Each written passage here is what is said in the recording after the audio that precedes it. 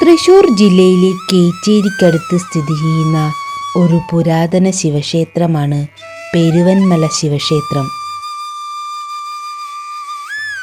കേച്ചേരി ടൗണിൽ നിന്നും ഏകദേശം 3 കിലോമീറ്റർ അകലെയായി ഒരു കുന്നിൻ്റെ മുകളിലാണ് ഈ ക്ഷേത്രം സ്ഥിതി ചെയ്യുന്നത്.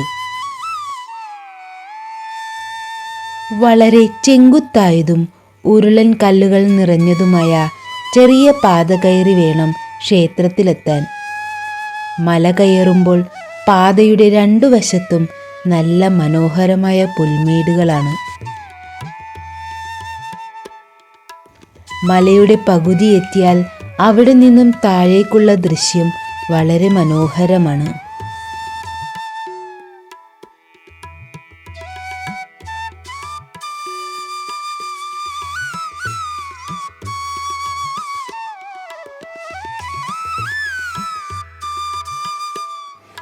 മല കയറി മുകളിലെത്തിയാൽ കണ്ണെത്താ ദൂരത്തോളം നീണ്ടുകിടക്കുന്ന പുൽപ്പരപ്പിൻ്റെ ഒരു വശത്തായി സ്ഥിതി ചെയ്യുന്ന ക്ഷേത്രം കാണാം.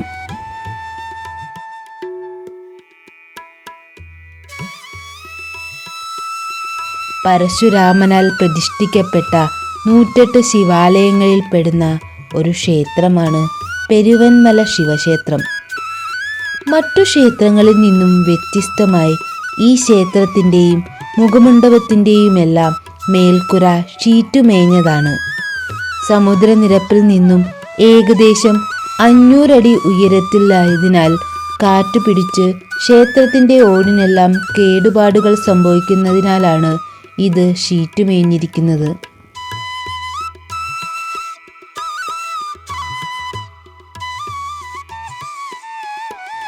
ഈ ക്ഷേത്രത്തിൻ്റെ ഐതിഹ്യം എന്ന് പറഞ്ഞാൽ തെൻ കൈലാസത്തിലേക്ക് വന്നു മടങ്ങുന്ന വഴിയിൽ ശിവപാർവതിമാർ വിശ്രമിച്ച സ്ഥലമാണത്രേ ഈ പെരുവന്മല.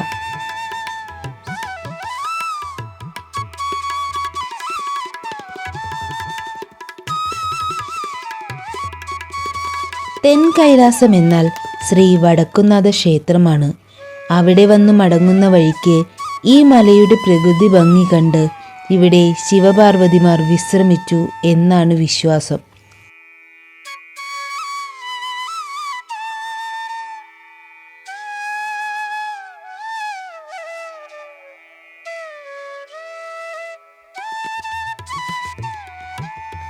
ഈ ക്ഷേത്രത്തിന് ഏകദേശം 200 വർഷത്തിലധികം പഴക്കമുണ്ട് എന്നാണ് പറയപ്പെടുന്നത്.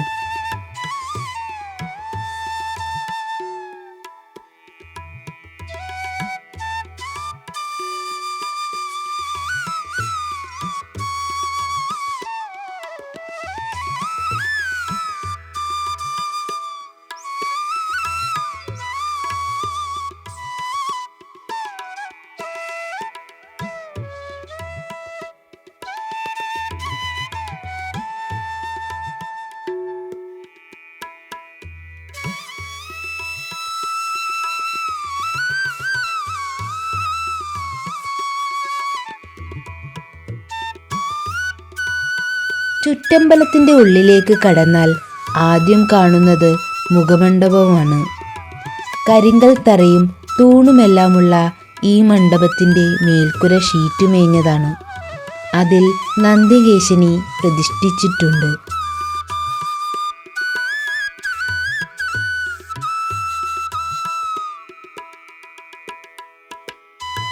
ക്ഷേത്രത്തിൻ്റെ ശ്രീകോവിൽ 2 നിലകളുള്ളതാണ്. നടവഴിയോട് ചേർന്ന് തറ കെട്ടിയിരിക്കുന്നത് കാണാം.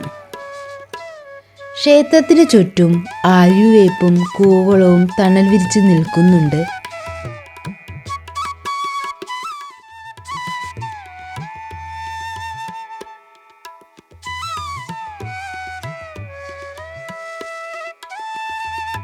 ശ്രീകോവിലിൻ്റെ വലതുഭാഗത്തായി തറയിൽ ചില വിഗ്രഹങ്ങൾ ഇരിക്കുന്നത് കാണാം.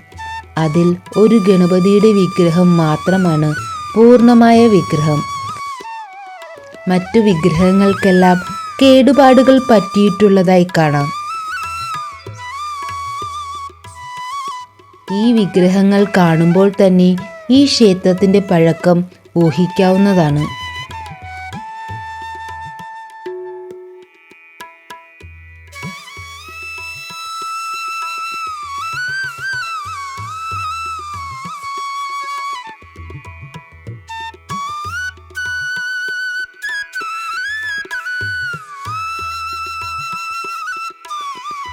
ശ്രീകോവിലിൻ്റെ ഇടതുഭാഗത്ത് ഒരു കിണറുണ്ട്. ഈ കിണറ്റിൽ നിന്നാണ് ക്ഷേത്ര ആവശ്യങ്ങൾക്കായുള്ള ജലമെടുക്കുന്നത്. ഈ കിണർ ശിവഭൂതങ്ങൾ കുഴിച്ചതാണ് എന്നാണ് വിശ്വസിക്കുന്നത്.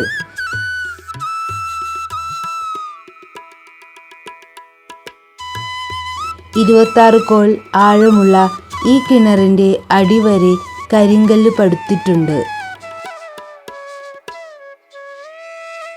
ഈ കിണറിൻ്റെ അടിയിൽ പഴയ വട്ടെഴുത്ത് ലിപിയിൽ കുറേയധികം ലിഖിതങ്ങളുണ്ട് എന്ന് ഈ അടുത്ത കിണർ വൃത്തിയാക്കാൻ വെള്ളം വറ്റിച്ചപ്പോൾ കാണാൻ സാധിച്ചു.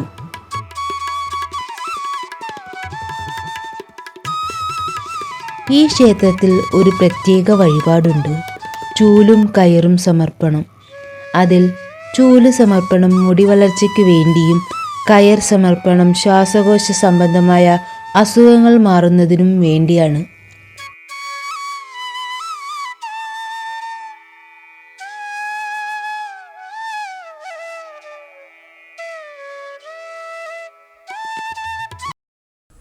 എൻ്റെ പേര് മണി. ഞാൻ ഇതിൻ്റെ താഴ്വരയിൽ താമസിക്കുന്ന ഒരാളാണ്. എൻ്റെ ചെറുപ്പം മുതൽ ഞാൻ ഇവിടെ കയറി വരുന്ന ഒരാളാണ്. ഈ ക്ഷേത്രമായിട്ട് വളരെ അടുപ്പുള്ളൊരു ആളും കൂടിയാണ്. ഈ ക്ഷേത്രം ഈ അവസ്ഥയിലായിട്ട് കാലങ്ങളായി. ഈ ക്ഷേത്രം എത്രയോ കാലങ്ങളായിട്ട് നൂറ്റാണ്ടുകൾ പഴക്കമുള്ളൊരു ക്ഷേത്രമാണിത്. ഇതിൻ്റെ ഐതിഹ്യം പറയുകയാണെങ്കിൽ എൻ്റെ തലമുറകൾക്ക് പോലും ഇതിൻ്റെ ചരിത്രം അറിയില്ല. അത്രയും പുരാതനമായിട്ടുള്ളൊരു ക്ഷേത്രമാണ്. ഈ ക്ഷേത്രമാണ് ഈ അവസ്ഥയിൽ കിടക്കുന്നത്. ഒരാളും ഇതിനെപ്പറ്റി അന്വേഷിക്കാനോ ഇതിൻ്റെ കാര്യങ്ങൾ സംസാരിക്കാനോ ഇവിടെ ആരുമില്ല. സത്യത്തിൽ പറയുകയാണെങ്കിൽ ഒരു ഭക്തരുമില്ല, ആരുമില്ല. ഇവിടെ ശിവരാത്രി ദിവസം വരും, അന്നേ ദിവസം കാര്യങ്ങൾ കഴിയും, അവർ ഇവിടെ നിന്ന് ഇറങ്ങിപ്പോവും. അല്ലാതെ വേറൊരു ഉത്തരവാദിത്വം ഒരാൾക്ക് പോലും ഇല്ല. അപ്പോൾ ഈ ക്ഷേത്രത്തിൻ്റെ അവസ്ഥ എന്ന് പറഞ്ഞാൽ വളരെ ദയനീയ അവസ്ഥയിലാണ് ഈ ക്ഷേത്രം നീങ്ങിക്കൊണ്ടിരിക്കുന്നത്. ഭരണാധികാരികൾ അറിയിച്ചിട്ടും അതിനെ പറ്റിയൊരു പ്രതികരണം ഇതുവരെ ഉണ്ടായിട്ടില്ല. ഈ ക്ഷേത്ര പൊതുവെ ഷീറ്റുകളും അതിൻ്റെ മുൾക്കരകളൊക്കെ പൊളിഞ്ഞുകൊണ്ടിരിക്കുകയാണ്. ഒരു അന്വേഷണം അവരുടെ ഭാഗത്തു നിന്നില്ല. ഇവിടെ ഈ ക്ഷേത്രത്തിൻ്റെ ഉള്ളിലിരിക്കുന്ന വിഗ്രഹങ്ങൾ മുന്നേ ഒരാൾ ഉണ്ടായിരുന്നു, ഒരു മാനസിക രോഗിയായിരുന്നു. ഇവിടെ സ്ഥിരമായിട്ട് താമസിച്ചിരുന്നു. അദ്ദേഹം ഇതിൻ്റെ ഉള്ളിൽ കിടന്ന് ഈ ക്ഷേത്രത്തിൻ്റെ ഉള്ളിലുള്ള വിഗ്രഹങ്ങളൊക്കെ എടുത്ത് കിണറ്റിലിടുകയും അതിൻ്റെ തലഭാഗങ്ങളും എല്ലാം നഷ്ടപ്പെട്ടു പോയിരിക്കുകയാണ്.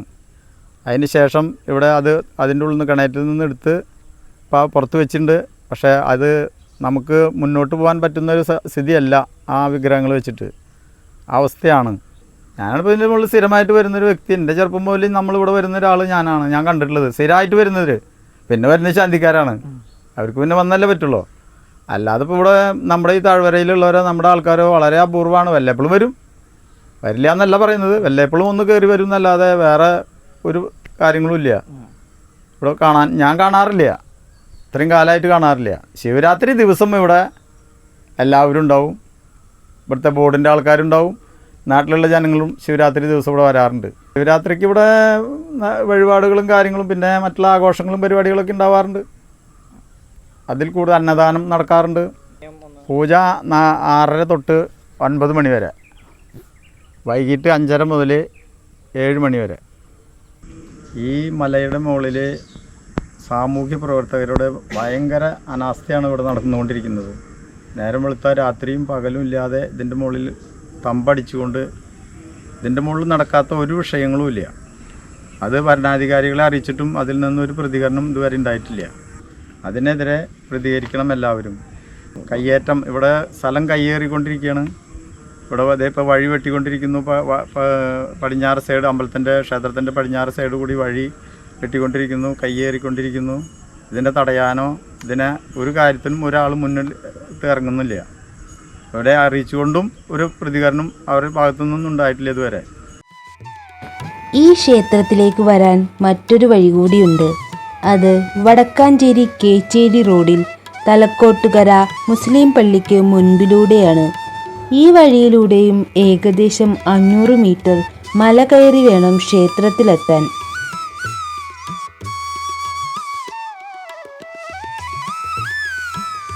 പ്രകൃതി രമണീയത കൊണ്ടും ഐതിഹ്യം കൊണ്ടും വളരെ പ്രസിദ്ധമായ ഈ ക്ഷേത്രം തീർച്ചയായും സന്ദർശിക്കേണ്ട ഒന്ന് തന്നെയാണ്.